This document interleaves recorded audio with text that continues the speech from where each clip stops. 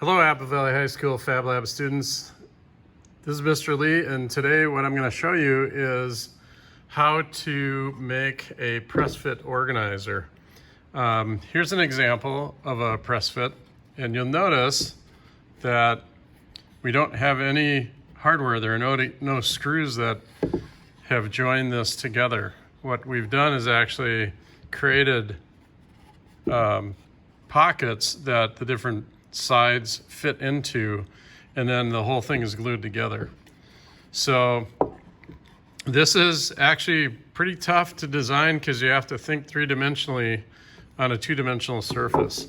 So here's one that's a little more simple. It doesn't have a divider in it, and we may start doing something like this first.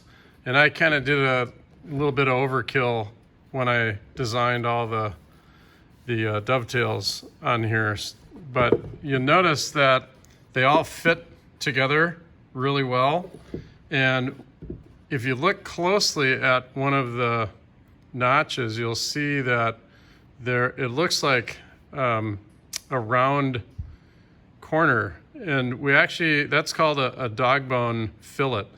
And we have to do that because the router has a round bit, and when it tries to cut on an inside corner, it can't do that.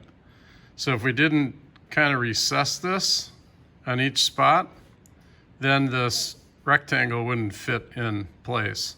And that's only for inside edges, but it's really kind of important to see that.